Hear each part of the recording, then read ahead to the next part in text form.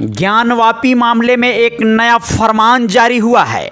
आप लोगों को जानना होगा कि ज्ञानव्यापी व्यास तहखाने में पूजा पर रोक नहीं लगाई जाएगी।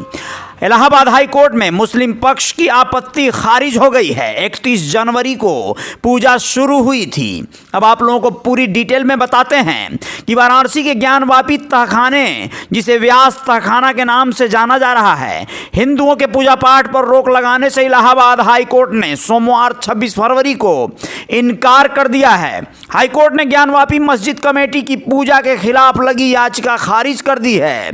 वाराणसी जिला कोर्ट ने 31 जनवरी को तहखाने में व्यास परिवार को पूजा करने का अधिकार दिया था। वहीं हाई कोर्ट में मुस्लिम पक्ष ने दलील दी थी कि तहखाना लंबे समय से हमारे अधिकार क्षेत्र में रहा है, यह ज्ञानव्यापी का हिस्सा है और उसमें डीएम समेत प्रशासन ने जल्दबाजी में पूजा शुरू करा दी थी। Unique institute of computer technology software training का एकमात्र प्रतिष्ठान बाघागड़ा गोरखपुर में।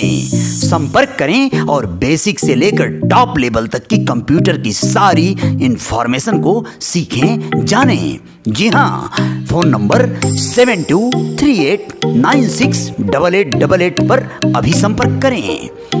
Unique institute of computer technology Baghagada Gorakhpur. जबकि इसके लिए समय था, पूजा तुरंत रोकनी चाहिए। अब आप लोगों को बता दें कि क्या है फैसला जो कोर्ट ने दिया है। कहा है कि राज्य सरकार 1993 से ही व्यास परिवार और श्रद्धालुओं को पूजा करने से रोकती आई है। राज्य सरकार ने लगातार गलत किया है। ये भी कहा कि तहखाने में पूजा पाठ को रोकना श्रद्धालुओं के हित के खिलाफ होगा।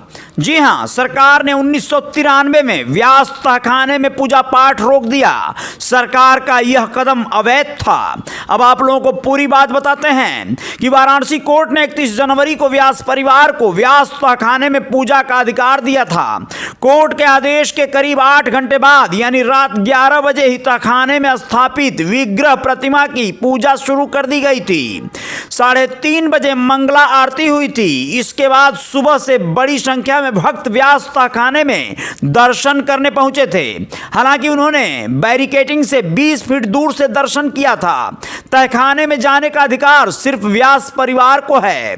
मुस्लिम पक्ष ने 31 जनवरी को ही सुप्रीम कोर्ट में स्पेशल याचिका दाखिल करते हुए पूजा पर रोक की मांग की थी। हालांकि सुप्रीम कोर्ट ने तत्काल सुनवाई से इनकार करते हुए मुस्लिम पक्ष को पहले हाई कोर्ट जाने का सुझाव दे दिया था। अब आप लोगों को बताएं कि अंजुमन इंतजामिया मुस्लिम पक्ष के वकील मुमताज अहमद ने कहा था कि व्यास तहखाना मस्जिद का पार्ट है। एक ही टेस्ट, एक ही स्वाद, आज पीजिए या साल भर बाद।